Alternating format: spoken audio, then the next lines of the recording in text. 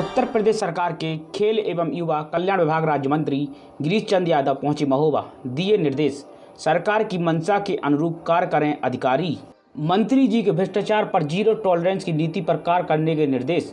बुंदेलखंड का युवा अंतर्राष्ट्रीय स्तर पर खेलों में करेगा प्रतिभाग। मंत्री जी ने कहा है कि अखिलेश यादव ऑस्ट्रेलिया में पढ़कर आए हैं। सीएम रहते गरीबों के बच्चों को होमगार्ड वाली ड्रेस दी थी। अखिलेश यादव के पास अब कुछ नहीं बचा। जब सीएम थे तो ऑस्ट्रेलिया वाला चश्मा लगा था। मंत्री जी ने कहा कि अयोध्या के आचार्य परमहंस जी का तेजो महल वाला बयान व्यक्तिगत है, हम इसमें कुछ नहीं कह सकते। यूपी सीएम योगी आदित्यनाथ के निर्देश पर समूचे प्रदेश में चलाई जा रही सरकार जनता के द्वार अभियान को लेकर खेल युवा कल्याण राज्य मंत्री गिरीश चंद्र यादव ने महोबा कलेक्ट्रेट सभागार में प्रशासनिक अधिकारियों के साथ समीक्षा बैठक की है। इस दौरान उन्होंने भ्रष्टाचार को लेकर सरकार की जीरो टॉलरेंस नीति पर काम करने की अधिकारियों को नसीहत दी है। तो वहीं विपक्ष के नेता अखिलेश यादव पर बड़ा हमला बोला है। महोबा कलेक्ट्रेट सभागार में पुलिस प्रशासनिक अधिकारियों के साथ बैठक के दौरान खेल एवं युवा कल्याण राज्य मंत्री गिरीश चंद्र यादव ने कहा कि आने वाले समय में प्रदेश से जल्द ही बिजली संकट को दूर किया जाएगा। खेलों को बढ़ावा देने के लिए अंतर्राष्ट्रीय स्तर पर बेहतर प्रदर्शन कर चुके खिलाड़ियों को सरकार सरकारी नौकरी देकर प्रोत्साहित करेगी। सरकार के इस बड़े अभियान से अब युवाओं की रुचि खेल के प्रति ज़्यादा बढ़ने के आसार हैं, जिससे बुंदेलखंड के युवा भी अंतर्राष्ट्रीय स्तर पर खेलों में प्रतिभाग कर सकेंगे। खेल मंत्री ने विपक्ष के नेता पर निशाना साधते हुए कहा कि अखिलेश यादव के पास अब कुछ नहीं बचा है। जब वह सीएम थे तो ऑस्ट्रेलिया वाला चश्मा लगा था। गरीबों के बच्चों को प्राथमिक विद्यालयों में होमगार्ड वाली ड्रेस देकर स्कूल भेजा जा रहा था। आज बीजेपी की सरकार में कॉन्वेंट स्कूल की तर्ज पर बेहतर ड्रेस के साथ स्वेटर, जूते, मोजे भी नौनिहालों को उपलब्ध कराए जा रहे हैं। समीक्षा बैठक के दौरान राज्य मंत्री ने अधिकारियों को भरण पोषण में पेयजल आपूर्ति को गांव-गांव तक बेहतर व्यवस्था सुनिश्चित करने के सख्त निर्देश दिए हैं। अयोध्या तपस्विनी छावनी के पीठाधीश जगत गुरु परमहंस आचार्य के आगरा के ताजमहल तेजो महल पर आज दिए गए बयान को मंत्री ने उनका व्यक्तिगत बयान करार दिया है। उन्होंने कहा है कि इससे बीजेपी का कोई लेना देना नहीं है। आज विकास कार्यों की समीक्षा हुई। विकास कार्य में जो अधूरे पड़े हुए काम हैं काफ़ी लंबे समय से, उन पर उनको अवसर दिया गया है कि इस तिथि तक इस काम को पूरा कर लें, अन्यथा की दशा में फिर उनके खिलाफ कठोर कार्रवाई की जाएगी। और पूरे विकास कार्यों की समीक्षा हुई है कि कौन सी योजनाएं चल रही हैं, उनको धरातल पर कितनी जल्दी से लाया जाए, जिसको जनता को उनको सुचारू रूप से सुविधा मिलना प्रारंभ हो जाए। माननीय मुख्यमंत्री जी के निर्देश पर मंत्रिमंडल का पूरा समूह पूरी धरातल हकीकत को जानने के लिए ये दौरे पर पूरे प्रदेश में निकला हूँ। उसी के श्रम में आज महोबा जिले में मैं आया।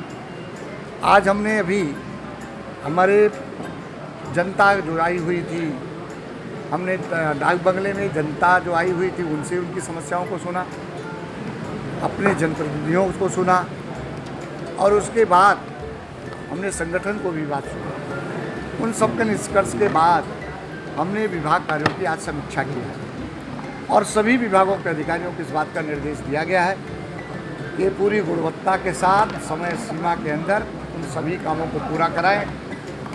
स्वास्थ्य से जुड़ी हुई जो मूलभूत आवश्यकता है, सुचारू रूप से इलाज की व्यवस्था सुनिश्चित हो, दवाओं की व्यवस्था सुनिश्चित हो, इस बारे में निर्देश दिए गए हैं। और जिलाधिकारी महोदय ने पूरा आश्वासन दिया है कि सभी कामों को गुणवत्ता पूरा कराएंगे और जो भी जनता की सेवा की मूलभूत आवश्यकता है, जो सरकार की कल्याणकारी योजना चल रही है, उसको धरातल पर लाएंगे।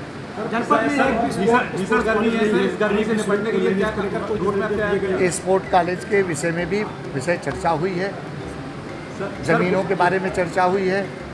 अब हम इसकी रिपोर्ट माननीय मुख्यमंत्री जी को सौंपेंगे और माननीय मुख्यमंत्री जी उस पर क्रमबद्ध तरीके से कार्रवाई प्रारंभ। अखिलेश यादव के पास कहने के लिए कुछ अब बचा नहीं है।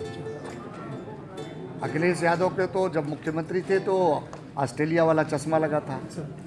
उनके ज़माने में प्राइमरी स्कूलों की ऐसी बदतर स्थिति थी कि होमगार्ड वाला एक ड्रेस दिया था, गरीब आदमी का लड़का पढ़ के जाता था।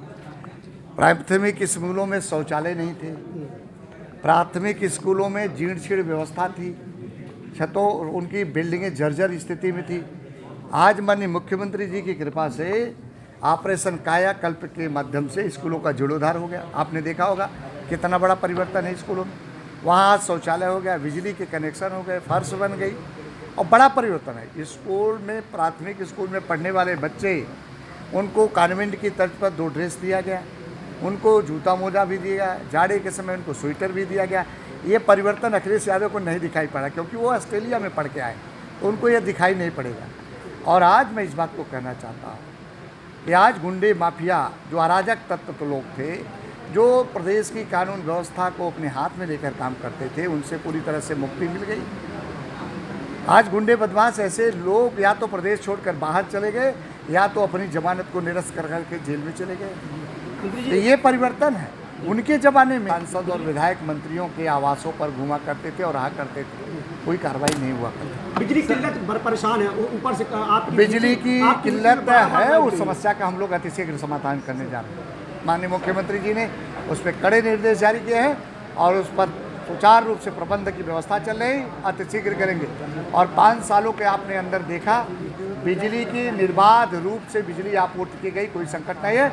आगे आने वाले दिनों में भी बिजली का कोई संकट नहीं रहेगा। कानून आचार संहिता कानून जो बनने वाला है, एक कानून, इसको लेकर क्या चर्चा है? देखिए, माननीय मुख्यमंत्री जी ने चर्चा पहले ही कहा था, इस पर चर्चा होनी चाहिए और चर्चा होगी। विपक्ष के लोग तो नहीं चाहते थे कि अयोध्या में भव्य राम मंदिर का निर्माण हो, वो नहीं चाहते थे 370 हटे, 35A हटे, नागरिक संशोधन बिल आवे, लेकिन वो सब भी कानून बने और वो हटे और अयोध्या में भव्य राम मंदिर का निर्माण हो रहा।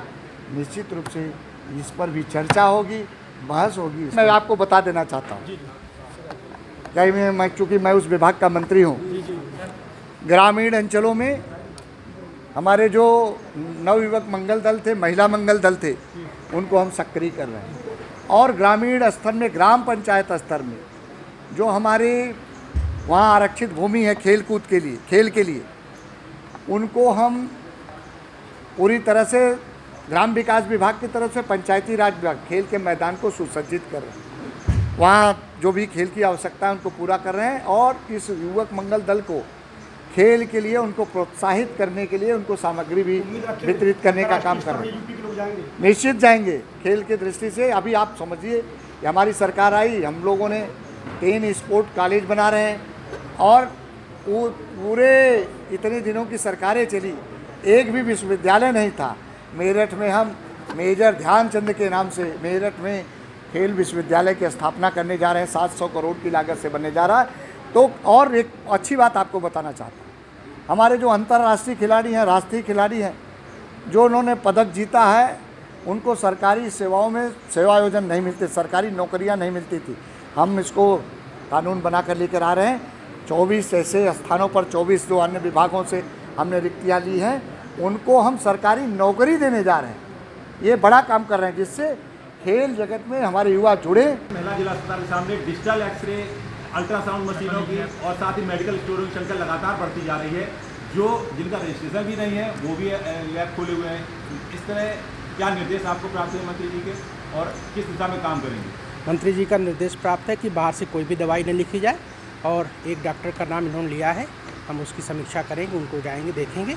अगर इसके बाद भी अगर उनको वार्निंग देंगे, इसके बाद भी वो नहीं करने, शासन को अवगत कराएंगे। बाहर जाँच हो रही है? अब बाहर की जो जांचें हो रही ये बिल्कुल गलत है, क्योंकि हमारे पास सारी सुविधाएं उपलब्ध हैं। हमारे पास अल्ट्रासोनोलॉजिस्ट हैं जो जिला अस्पताल को भी देखते हैं, महिला अस्पताल को भी देखते हैं। सर, एक रजिस्ट्रेशन पे कई लैब और एक्सरे चल रहे हैं सर, इसमें क्या कार्रवाई होगी? इसकी मैं समीक्षा करता हूँ, मैं टीम भेजता हूँ। अगर ऐसा है तो बिल्कुल ये सब बंद हो जाएंगे। हाँ, किस चीज़ की?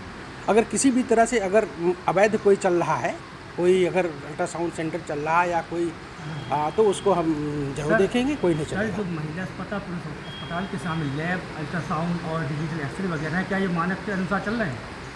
मैं इसको देखता हूँ, मैं इसको अगर मानक के अनुसार नहीं होंगे तो हम बिल्कुल इनको बंद कर देंगे।